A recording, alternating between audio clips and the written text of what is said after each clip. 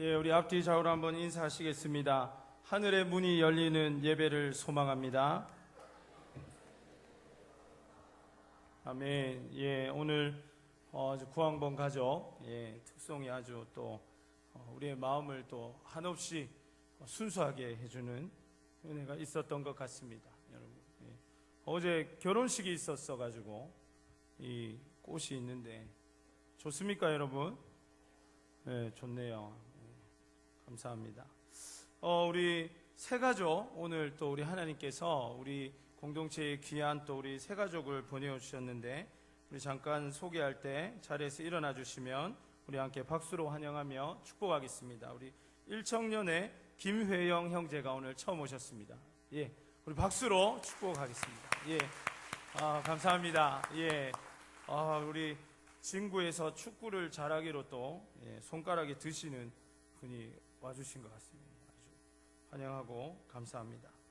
예, 그리고 오늘 우리 일사기의 박혜진 자매가 장화륜 가족으로 등반해서 진정한 우리의 이제 가족이 되었습니다. 어디 계시나요? 우리 자리에서 일어나 주시면 또 박수로 환영하고 축복하겠습니다. 예, 감사합니다. 예, 감사합니다. 우리 또 따뜻하게 맞이해 주시고, 또 여러분들 이 사람 나를 모르겠다 생각이 들어도 먼저 가서 인사하다 보면 가까워질 것 같습니다. 그래서 여러분들이 많이 또 인사해 주시고 하시면 감사하겠습니다.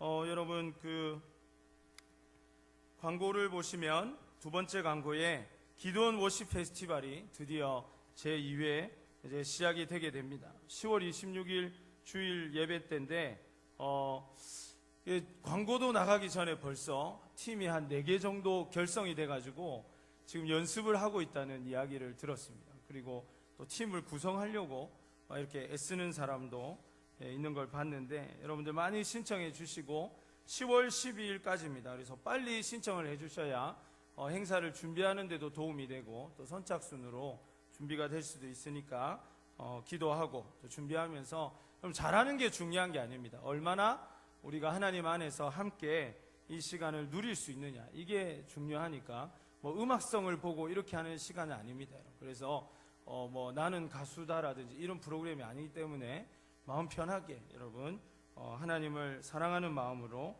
많이 신청해 주시면 좋겠습니다. 그리고 은사발견 세미나가 지난주에 있었습니다. 그래서 한 주간 목요일 저녁과 토요일 오후에 있었는데 27명의 우리 지체들이 수료를 했습니다. 하면서도 참 생각했던 것보다 더 좋고 정말 유익한 시간이 아니었나 그런 생각이 듭니다. 그래서 갑작스럽게 못 온 분도 있고 몸이 아파서 또 시간이 조금 조정되면서 또 부득불 요일이 안 맞아서 못 온 우리 지체들도 있는데 10명 이상 이렇게 모이게 되면은 또 한 번 더 이 시간을 가지려고 합니다. 그래서 관심이 있으신 분들은 표현을 해주시면 또 좋은 기회에 꼭 필요한 이런 시간을 가졌으면 좋겠습니다. 그래서 어떤 분들은 또 이거를 다 같이 한번 하면 어떠느냐 이런 질문들도 하시던데, 해보신 분은 알겠지만 어느 정도 상담이 또 필요한 내용들이 있습니다. 그래서 많은 사람이 한꺼번에 하는 것은 조금 비효율적인 것 같고, 그렇게 여러분들이 신청해 주시면 자주 이 시간을 가질 수 있도록 그렇게 하겠습니다. 나머지 부분들은 주보를 잘 참고해 주시면 감사하겠습니다. 우리 다시 한번 인사하실 때 하나님이 원하시는 선택을 하실 수 있기를 바랍니다. 우리 인사하시겠습니다. 아멘. 예, 긴 문장인데 잘 외워서 잘 하시네요. 예, 우리 인생에 살아가면서 참 어려운 것들이 한두 가지가 아니지만 이 선택이라는 것은 우리가 늘 자주 하지만 그러나 또 정말 어려운 것 중에 하나가 아닌가 생각이 듭니다. 버스를 탈 때도 동일한 노선이 학교나 직장에 갈 때 몇 가지 있으면 6번을 먼저 탈 것인지 179번을 먼저 탈 것인지 이런 것부터 시작해서 음식점에 갔을 때 오늘은 어떤 음식을 시킬 것인지 이런 여러 가지 선택들이 잘잘하게 우리의 인생에 있지만, 또 어떤 선택은 너무너무 중요해가지고 기도하고 또 여러 사람들의 기도를 부탁하면서 우리가 참 힘겹게 그렇게 하는 선택들도 있는 것 같습니다.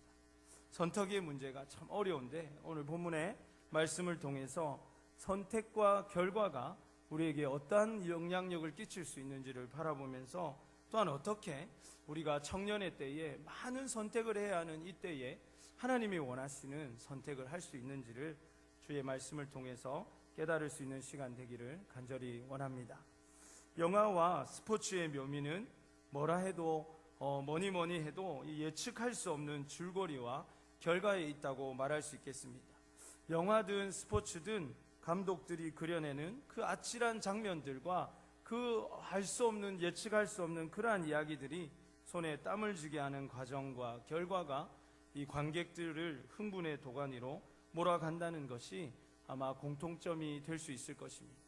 그러나 이 영화와 스포츠가 차이가 있다면, 그것은 영화 감독은 모든 이야기를 미리 설정해 놓고 배우와 함께 그 이야기를 설정된 대로 이미 결론이 있는 이야기들을 끌고 나가는 것이라고 하면, 스포츠는 아무리 감독이 예측하고 또 준비하고 훈련하지만 예측할 수 없는 결과들, 그래서 그 결과를 예측할 수 없다는 것이 아마 영화와 스포츠의 차이라고 생각이 듭니다.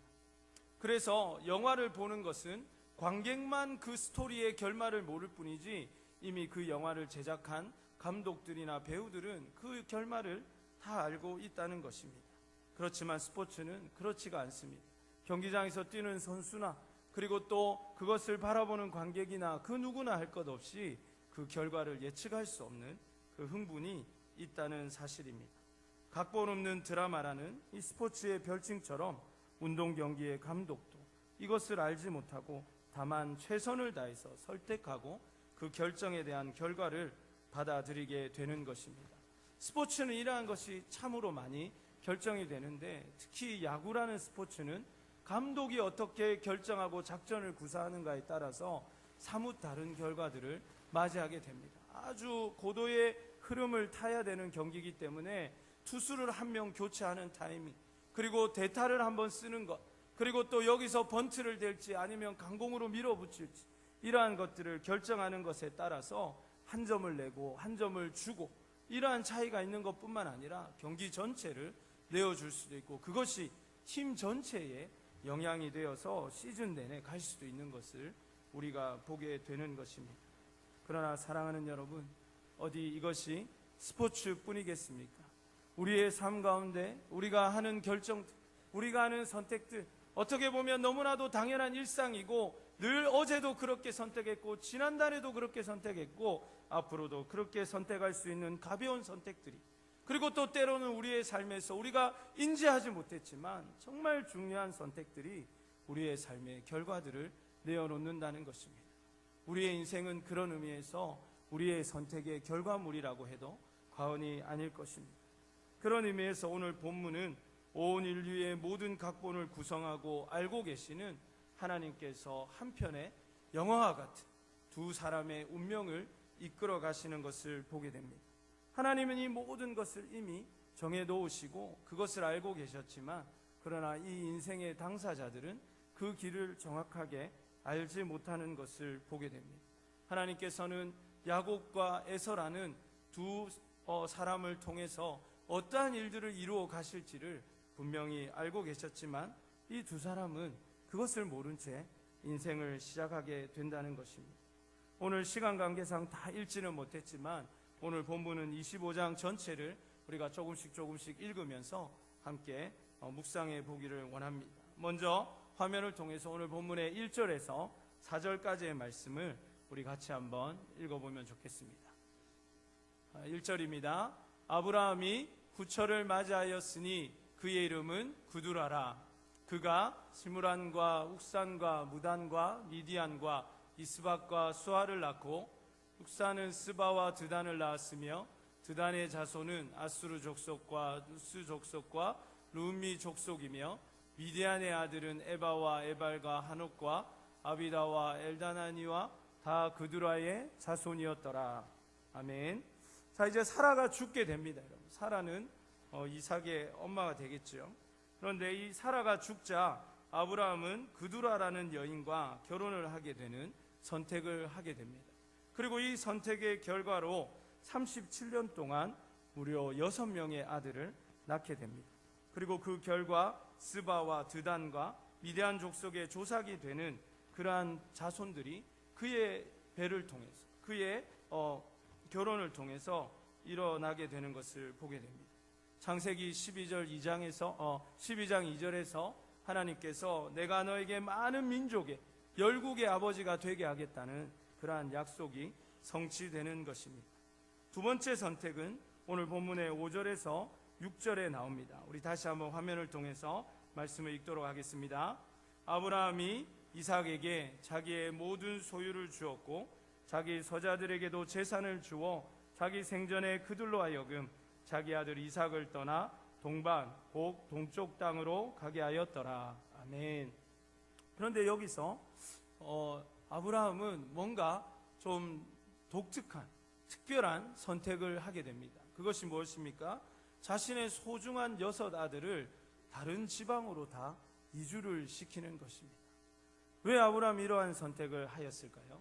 그것은 다시 한번 창세기 12장 2절에 나오는 것처럼 하나님께서 아브라함에게 큰 나라를 이루고 민족을 이루고 열국의 아비가 되게 하겠다고 약속하셨지만 하나님의 약속은 오직 이삭 하나를 통해서 이루어진다는 사실을 아브라함이 깨달았기 때문입니다. 그는 그두라와 결혼하고 또 그 전에 하갈과 동침해서 이미 이스마엘이라는 아들을 가지고 있었고 또 이삭과 또 외의 6명의 아들을 그에게 하나님께서 주셨지만 오직 그가 하나님의 약속을 이룰 하나님의 주신 진정한 아들은 이삭밖에 없다는 사실을 깨닫게 되었기 때문입니다. 그래서 하나님께서는 이삭을 통해서 자신의 우사를 잇겠다고 말씀하셨기 때문에 아브라함이 이 모든 것이 하나님 보시기에 옳지 않다는 것을 깨닫게 된 것입니다.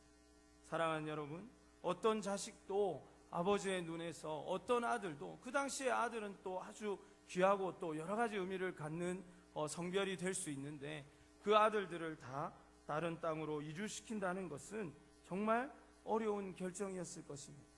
그럼에도 불구하고 아브라함은 하나님만 바라보기로 결정하며 이삭을 통해서 언약을 성취하겠다는 하나님의 말씀에 순종하기로 결단을 하게 되는 것입니다. 그 결과 실제로 하나님께서는 이 소중하고 많으면 많을수록 큰 민족을 이루기에 훨씬 더 유리할 거라고 생각하는 우리의 일반적인 생각과는 달리 오직 이삭이라는 한 아들을 통해서 이스라엘의 12지파를 세워주시는 것을 보게 됩니다. 자신의 감정이나 뜻이 아니라 오직 하나님의 뜻이 이루어지도록 끝까지 자신의 소중한 것까지도 결단하면서 하나님 안에 선택하는 아브라함의 신실한 모습을 보게 되는 것입니다.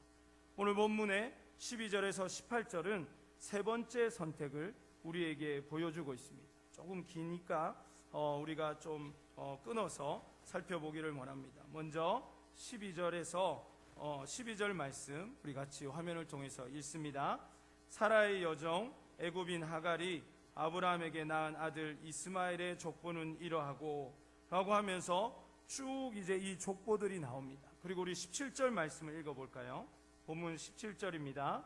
이스마엘은 향년이 137세에 기운이 다하여 죽고 자기 백성에게로 돌아갔고 그 자손들은 하월라에서부터 아수르로 통하는 애굽 앞 술까지 이르러 그 모든 형제의 맞은편에 거주하였더라. 아멘.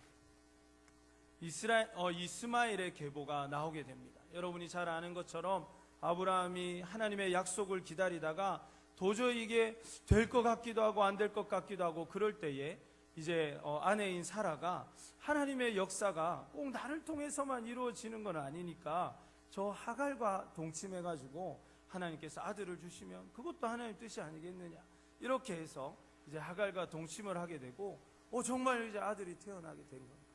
그게 바로 이스마엘입니다. 그러나 하나님께서는 아브라함에게 분명히 말씀하십니다. 이 아들은 하나님께서 원하시는 방식으로 하나님이 원하시는 일들을 이룰 아들이 아니라는 것입니다. 그럼에도 불구하고 이제 아브라함이 하나님 안에서 말씀을 결단하고 이 하갈과 이스마엘을 광야로 이렇게 결별해 보낼 때에 그가 눈물을 흘리고 어미 된 하갈이 자신의 아이 이스마엘을 안고 부르짖을 때 하나님께서는 한 가지 약속을 해주셨습니다.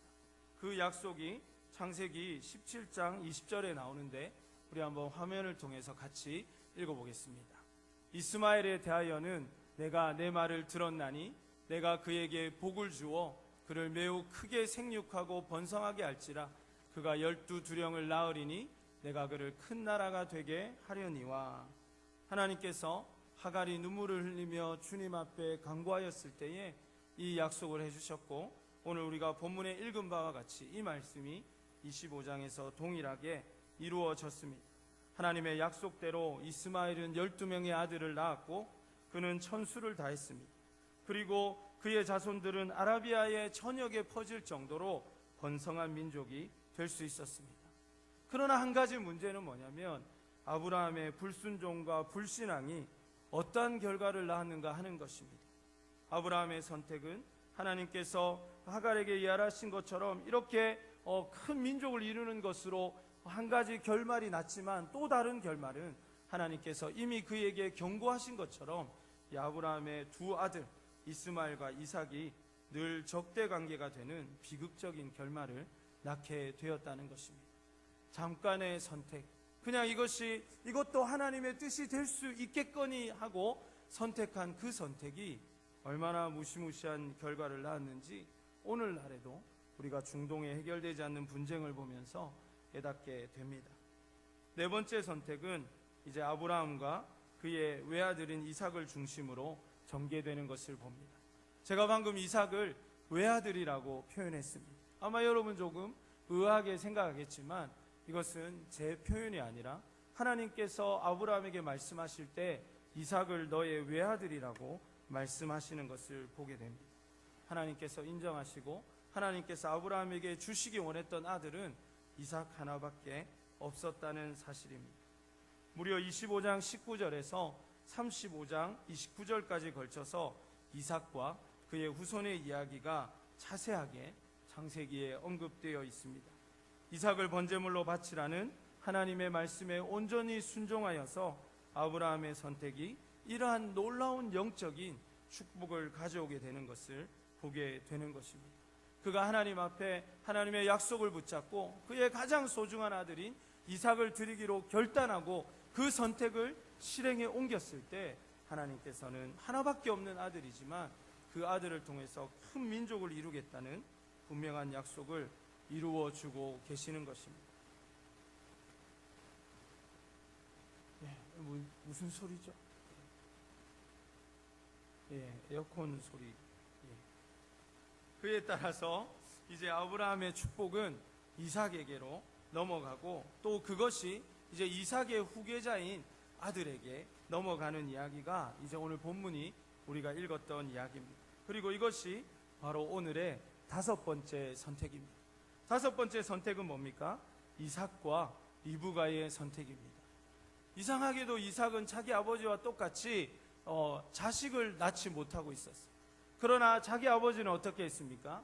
급한 마음에 하나님의 약속임에도 불구하고 기다리지 못하고 하갈과 동침했는데 이삭은 자기 아버지에게 배운 게 있어서 그런지 그렇게 하지 않고 하나님 앞에 기도하는 것을 보게 됩니다. 많은 민족을 이루리라는 하나님의 약속을 신뢰하고 이삭은 아브라함과 달리 인간적인 방법을 취하는 대신에 하나님 앞에 기도하고 이 문제를 하나님께 가져갑니다. 그리고 오늘 본문에서 우리가 읽었던 것과 같이 하나님께서는 그에게 분명하게 응답하시는 것을 보게 됩니다. 그런데 공교롭게도 오늘 본문의 말씀에 보니까 하나님께서 자녀를 주시기는 주시는데 쌍둥이를 그 태에 주셨다고 말씀을 하고 계십니다. 하나님께서는 쌍둥이를 허락하셨는데 오늘 본문의 이야기를 보니까 이 태에서, 이 리브가의 태에서 이 두 아들이 서로 싸우고 있다고 합니다. 여기서 싸우다는 원어적인 의미는 치고받고 싸우는 격렬한 싸움을 의미하는 단어가 이 본문에 쓰여 있습니다. 아이들이 태아인데 뱃속에서 어떻게 싸웠는지는 모르겠지만 그만큼 어렸을 때부터 이 둘의 사이는 그렇게 좋지 않았다는 것을 본문이 분명히 표현하기를 원했던 것 같습니다. 역시나 이삭과 리브가는 이 문제를 하나님께 가져갔고 하나님께서 이제 응답을 주셨는데 오늘 본문에 우리가 읽은 것처럼 다소 충격적인 응답을 듣게 됩니다. 그것은 무엇이냐면 먼저 두 국민이 네 뱃속에 있다는 응답이었습니다. 그냥 한 민족이 태어나서 하나님께서 아브라함에게 약속하신 그 축복이 그냥 대대로 흘러가면 되는데, 하나님께서는 한 국민이 아니라 두 국민이 태에 있다고 말씀하십니다. 그냥 여기까지는 또 그냥 뭐 하나보다 둘이 나으니까 두 나라가 되는 것도 괜찮겠다, 그렇게 생각해 볼 수도 있지만, 두 번째 말씀이 그들에게 충격적인 말씀이었습니다. 그것이 무엇입니까? 큰 자가 작은 자를 섬기게 된다는 말씀입니다. 이스라엘의 관념상 장자는 너무나도 중요한 위치를 차지합니다. 유산을 받을 때도 장자는 차자의 2배를 받게 되어 있고, 모든 것이 장자를 중심으로 흐르도록 그렇게 되어 있는 것입니다. 그러나 하나님께서는 그 차자가 그 장자를 다스리게 될 것이고, 장자는 둘째를 섬기게 될 것이라고 말씀하고 있습니다. 이것이 바로 오늘 본문의 핵심이 되는 6번째 선택, 즉 하나님의 선택입니다. 물론 하나님의 선택이라는 표현보다는 하나님의 섭리라는 표현이 더 어울리겠지만, 중요한 것은 하나님께서 이 두 태아 중에 한 명을 분명하게 선택해 놓으셨다는 것입니다. 사랑하는 여러분, 우리가 흔히 야곱을 바라보면서 야곱은 장자의 축복을 사모하고 야곱은 하나님 앞에 복받기를 사모했기 때문에 복을 받았다고 잘못 오해하는 사람들을 우리가 보게 됩니다. 그러나 그렇지 않습니다. 하나님께서는 이미 야곱이 하나님 안에 장자의 축복을 누리도록 선택해 놓으신 것입니다. 그의 뱃속에서부터 이것을 선택해 놓으셨다는 것입니다. 그런데 아마 이 말씀을 듣고 마음이 좀 불편한 사람들이 있을 것이라고 생각합니다. 하나님께서 왜 공정하게 기회를 주시지 않고 이 두 사람이 태어나지도 않았는데 벌써 이렇게 다 순서를 정해놓고 한 사람은 축복하고 한 사람은 섬기도록 그렇게 만들어 놓으셨는가? 여러분, 이것이 좀 이해가 되지 않을 수도 있고, 또 이것이 조금 받아들이기가 어려운 우리 청년들이 있을 수도 있습니다. 그러나 이러한 여러분을 위해서 이미 수천 년 전에 로마서 9장은 이것이 하나님의 아주 공정한 일의 결과라고 분명히 말씀하고 있습니다. 오히려 하나님의 분명한 주권 가운데 있고 이 선택이 아무런 문제가 없는 것이라고 말씀해 주고 있는 것입니다. 하나님께서 이렇게 선택하시고 결정하셨다는 것입니다. 이것은 여러 가지로 설명될 수 있지만 관련된 성경의 말씀들을 살펴보면 두 가지로 요약해 볼 수가 있습니다. 첫 번째는 이것은 선하시고 완전하신 하나님의 선택의 영역이라는 것입니다. 사랑하는 여러분, 우리도 우리의 것이 있으면 우리가 선택할 수 있는 권리를 가지고 있습니다. 여러분의 옷들 중에 오늘 무엇을 입을까 선택해서 오늘 이 자리에 나오셨습니다. 아마 대부분 다 여러분이 원하시는 선택을 가지고 오늘 점심 식사도 드셨을 것입니다. 메뉴를 고르지는 못해도 교회에서 먹을지 밖에서 먹을지 그러한 정도는 아마 여러분이 다 선택하셨을 것입니다. 여러분도 여러분의 일상에서 여러분의 계획에서 무언가를 선택할 수 있다면 모든 것을 다스리시고 주권을 가진 하나님께서는 실수하지 않으시고 공평하시기에 모든 것을 선택하시는 데에 아무런 무리가 없다는 것을 우리가 믿음으로 받아들여야 할 줄로 믿습니다. 둘째는 이것인데, 하나님께서는 인류의 모든 시작과 끝에 각본을 만들어 가시고 모든 것을 친히 섭리하시고 하나님께서 그것을 이끌어 가시기 때문에 하나님의 선택은 항상 의롭다는 것입니다. 하나님은 죄가 없으시고 하나님은 실수가 없으시기 때문에 하나님의 모든 선택은 불합리할 수가 없고, 그것은 언제나 우리가 하나님 안에서 선으로 받아들일 수 있는 분명한 신뢰가 확신이 있다는 사실입니다. 실제로 에서의 삶을 바라보면 하나님이 미리 아시고 이러한 분명한 결정을 내렸다는 사실을 우리는 알 수 있습니다. 장자의 명분을 팥죽 한 그릇에 팔고 이방 여인을 맞이하는 등의 에서의 삶은 분명 하나님의 축복의 역사를 이어갈 사람과는 한참 거리가 멀다는 것을 우리가 보게 되는 것입니다. 창세기 26장 34절에서 35절 말씀을 우리 함께 화면을 통해서 읽어보겠습니다. 34절입니다. 에서가 40세에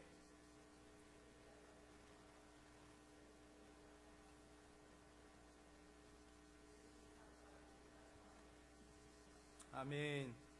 그는 부모의 마음을 근심하게 하는 자녀였습니다. 부모가 하나님의 말씀대로 또 누굽니까? 아브라함의 손자 아닙니까? 믿음대로 정말 하나님 안에서 신앙의 계승을 이루어가야 될 장자가 오히려 하나님의 뜻에 배반하고 반하는 그러한 삶을 살아가는 것, 이러한 삶을 바라보면서 그가 하나님이 미리 아시는 그 연륜 가운데서 그렇게 선택되었다는 것을 우리는 보게 되는 것입니다.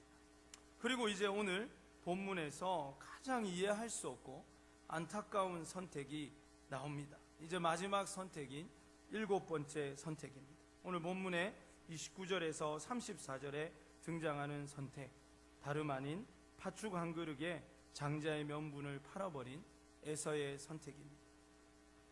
이것은 여러분 굳이 예를 들자면 삼성그룹의 경영 계승권을 배가 고프다고 라면 한 그릇과 바꾸는 것에 비교할 수 있을 것입니다. 세상에 그 어떤 사람이 그런 어리석은 일을 하겠습니까? 아니, 삼성그룹이 아니라 여러분 오늘 저녁에 끝나고 부산에서 가장 좋은 뷔페 식사권과 여러분 지금 당장 배고프다고 라면 한 그릇과 그것을 바꿀 사람이 누가 있겠는가 하는 것입니다. 이렇게 생각할 수도 없고 어이없는 그런 결정을 아브라함의 가문의 장자인 에서가 오늘 내리게 되는 것입니다.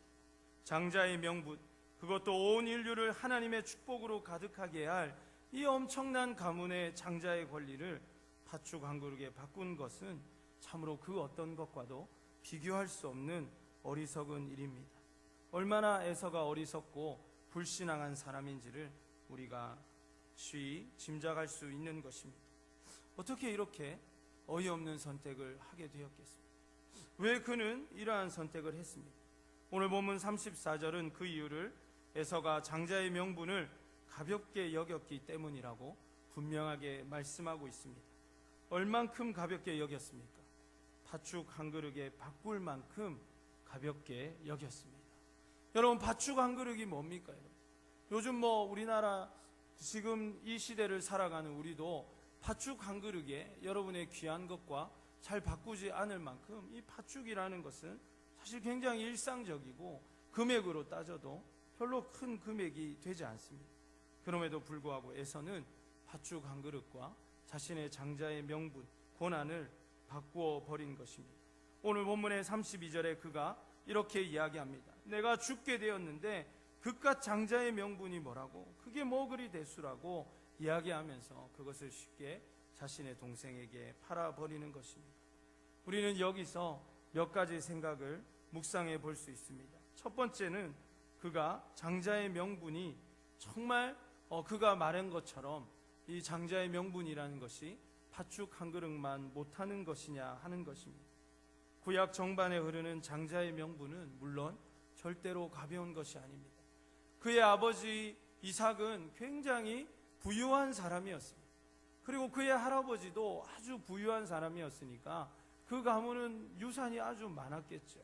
그러면 자기가 딱 생각을 해봐도 자기 동생보다 최소 2배를 더 받을 수 있게 되어 있으면 팥죽 한 그릇이 아니라 팥죽 몇만 그릇은 아마 바꿀 수 있는 권리가 그 안에 들어있는데, 조금만 생각을 해봐도 이게 지금 배고파 죽게 생겼는데 장자의 명분이 대수냐라고 말할 거리가 될 수 없다는 것을 우리는 쉽게 이야기해 볼 수 있습니다. 그리고 차후에 이삭이 이렇게 자신의 아들을 축복하며 장자의 권한을 축복하는 기도를 보면 이 장자의 권리라는 것이 얼마나 위대하고 엄청난 것인지를 우리는 분명하게 볼 수 있습니다. 그렇다면 이 장자의 축복권은 팥죽 한 그릇에 도저히 바꿀 수 없는 것뿐만 아니라 그 어떤 것과도 바꿀 수 없는 놀라운 가치와 그리고 정말 소중함이 거기에 서려 있다는 것입니다. 배가 고파서 죽을 일도 없겠지만 사실은 죽는 한이 있어도 지켜야 되는 그 권리가 바로 장자의 권리였다는 것입니다. 또 한 가지는 에서가 장자권이 실제로 양도되지 않을 것이라는 생각을 했다는 것을 우리가 생각해 볼 수 있습니다. 성경에는 이것을 딱 문장으로 표현하고 있지 않지만은 창세기 전반을 읽어볼 때에 에서는 자기가 이렇게 해도 실제로 자신의 장자권이 그렇게 매도되지 않는다라고 생각했던 것 같습니다. 그래서 내가 어차피 형이고 아버지가 어차피 나를 신뢰하고 사랑하시는데 이거 뭐 그냥 지금은 팥죽 한 그릇 먹고 다음에 다시 뺏어오면 되지. 뭐 내가 이렇게 하면 뭐 눈도 이렇게 못 뜨는 야곱인데 내가 이거 탁 이렇게 해가지고 그냥 다시 갖고 오면 되지. 이거 뭐 실제로 넘어가겠는가? 이렇게 생각했다는 것을 우리가 짐작해 볼 수 있습니다. 창세기 27장 31절 말씀 한번 볼까요? 창세기 27장 31절 말씀 우리 화면을 통해서 함께 읽어보겠습니다. 준비 안 됐습니까? 여러분, 나도 준비 안 했는데 우리 같이 한번 찾아서 읽어볼 수 있도록 하겠습니다. 창세기 27장 31절입니다.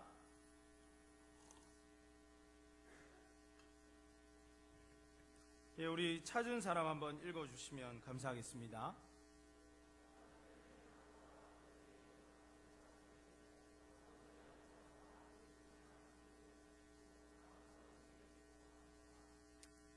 지금 뭐 하는 거죠? 이미 이제 이것은 좀 덧붙여 설명하면 야곱이 자기가 에서라고 속이고 아버지께 장자의 축복을 다 받고 나간 뒤의 장면입니다. 이제 에서가 들어와서 아버지가 이제 곧 기한이 다 돼서 기진해서 이제 하나님께로 돌아갈 때가 되었다는 것을 알고 이제 아버지가 제일 좋아하는 사냥을 해서 이제 이렇게 음식을 대접하고 마음껏 축복을 받으려고 에서가 들어온 거죠. 그러나 이미 이 모든 축복의 권한은 야곱이 가져간 다음이었습니다. 그런데 여기서 우리가 한 가지 볼 수 있는 대목은 뭡니까? 만약에 에서가 정말 자기가 이 장자의 축복권을 야곱에게 팔았다고 생각했다면 이렇게 들어와 가지고 자기 아버지한테 이 권리를 주장할 이유가 없겠죠. 그러니까 에서는 절대 이것이 그렇게 양도되는 것이 아니라고 생각했던 것입니다. 34절도 마찬가지입니다.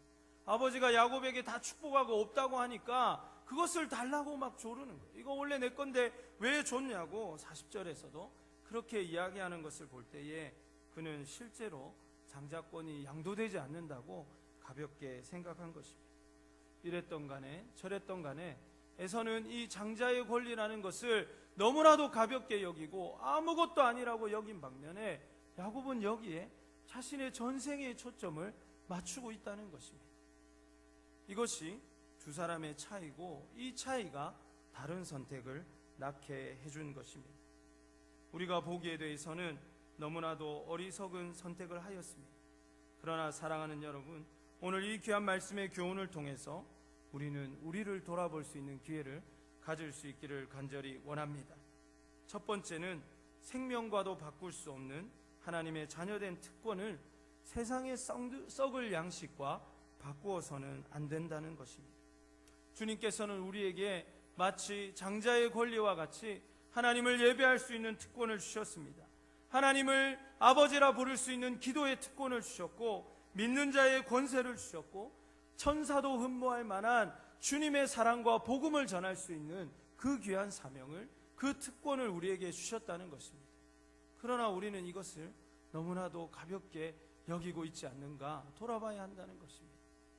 매주 있는 예배 바쁠 때 한 주 빠지면 어떨까? 매주 있는 예배 지난주도 있고 이번 주도 있고 다음 주도 있을 건데 내가 바쁜 일 있고 회사에 가야 되고 시험 기간이니까 예배 안 하면 어떨까?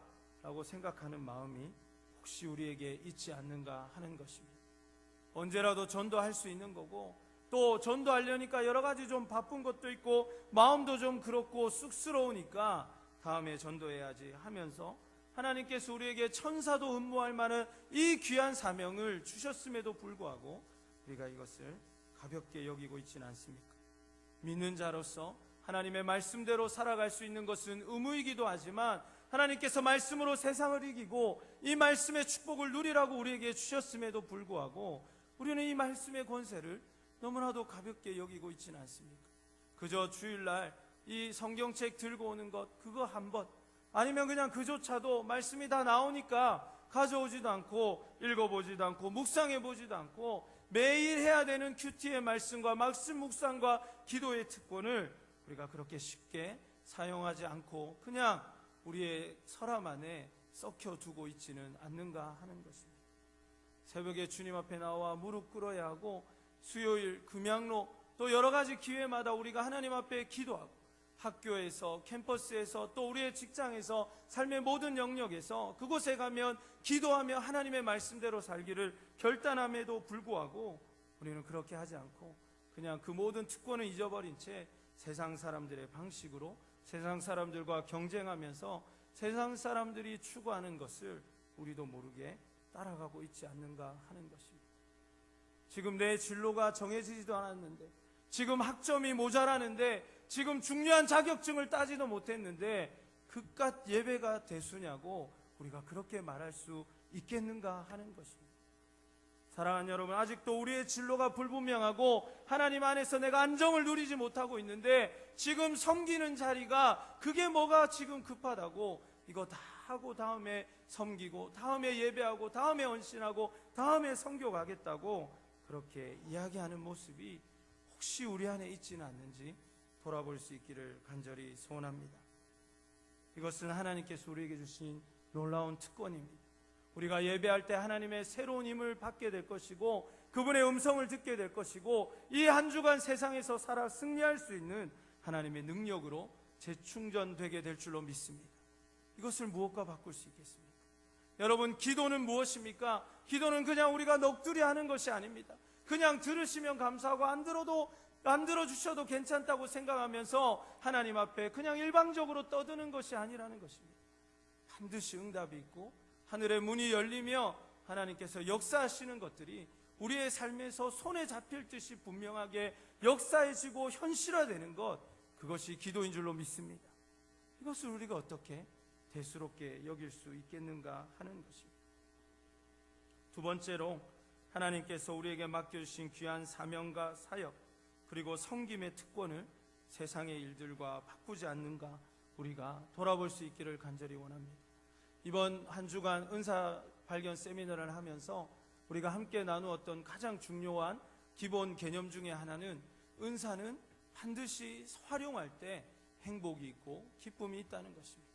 하나님께서 여러분 모두에게, 이 자리에 있는 모두에게 한 분도 예외 없이 주신 것이 은사인데 그 은사는 사용해야만 내가 행복할 수 있다는 것입니다. 그리고 사용하지 않으면 소멸될 수 있다는 것입니다. 하나님께서는 여러분에게 은사를 주셨습니다. 성경에 보면 고린도전서 12장에 보면 성령께서 그의 임의로 자의대로 그를 섬기기 위해서, 하나님의 몸된 교회를 섬기기 위해서 우리에게 은사를 주셨다고 분명하게 말씀하고 있습니다. 그럼에도 불구하고 이 은사를 활용하지 않고 이 은혜의 특권을 활용하지 않고 섬기는 자리에 있지 않는 우리들의 모습을 돌아볼 수 있기를 간절히 소원합니다. 섬겨야 함에도 불구하고 언제나 섬길 수 있을 것 같이 그 섬김의 기회들을 미루고 섬겨야 함에도 불구하고 섬김받는 것이 좋아서 그렇게 우리 스스로가 섬김받는 자리에만 있으려고 한다면 오늘 이 귀한 축복의 권리를 팥죽 한 그릇과 바꾸어 버린 그러한 어리석음과 조금도 다를 것이 없다는 것입니다. 오늘 본문의 말씀을 통해서 우리가 가슴에 새겨야 할 세 번째 교훈은 우리가 자만하지 않고 끝까지 하나님만을 붙들어야 한다는 사실입니다. 에서는 자기가 첫 번째로 태어났기 때문에, 자기가 장자이기 때문에, 자기가 아버지에게 신뢰받고 사랑받는 아들이기 때문에 자기는 어떻게 해도 된다고 생각하는 오류를 가지고 있었다는 것입니다. 그는 자신의 힘을 믿었습니다. 언제라도 나가서 사냥할 수 있는 자신의 사냥의 기술을 믿었습니다. 자신은 언제라도 자기 아버지에게 가서 당당하게 요구할 수 있는 신분을 가지고 있다는 자신의 신분을 신뢰하고 있었다는 것입니다. 그러나 어떻습니까? 그가 아무리 사냥을 잘해도 야곱보다 더 빠를 수 없었습니다.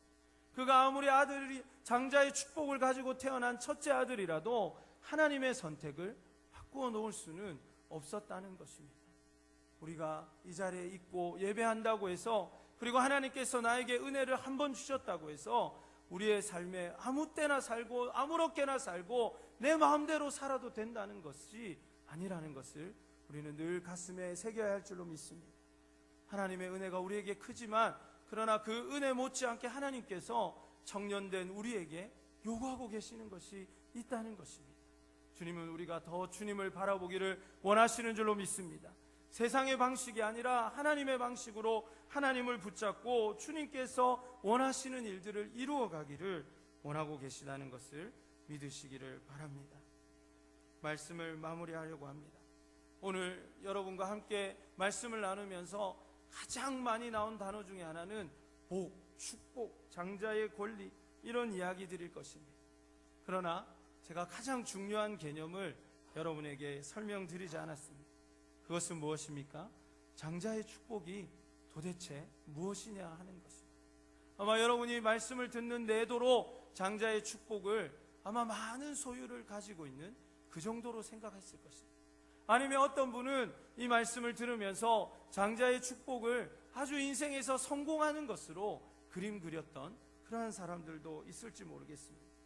그러나 사랑하는 여러분, 하나님께서 우리에게 주시기 원하시는 복, 이 장자의 축복으로 대변되는 하나님의 신령한 복은 돈을 많이 번다든지 세상적으로 높은 명예를 갖는다든지 성공하고 잘 사는 것, 그것이 아닙니다. 이 장자의 축복은 무엇입니까? 아브라함의 축복을 계승하는 것입니다. 아브라함의 축복이 무엇입니까? 하나님께서는 아브라함을 그 죄악된 도시에서 부르시면서 하나님의 뜻을 이룰 사람으로 그를 세우시면서 그에게 약속하신 축복입니다. 그것은 그의 이름을 높여주시는 것이고 그의 자손을 통해서 온 땅이 복을 받는 것이고 그의 후손에서 예수 그리스도가 나오는 것입니다. 이 아브라함의 축복이 성경 전반에 갈라디아에서 보면 이제 우리의 몫이 되었다고 성경은 분명히 말씀하십니다. 히브리서 11장은 어떻습니까? 이 복이 이제 우리에게 주어져서 우리가 이 일들을 감당해서 이루어갈 수 있도록 우리의 몫으로 주어졌다고 그렇게 히브리서 11장은 우리에게 말씀하고 있는 것입니다. 그러므로 사랑하는 여러분, 아브라함의 이 귀한 축복, 이 영적 장자의 축복을 우리가 누려야 할 줄로 믿습니다. 이것은 단순히 우리가 세상에서 잘 사는 것을 말하는 것이 아닙니다. 더 성공하는 것이 아닙니다.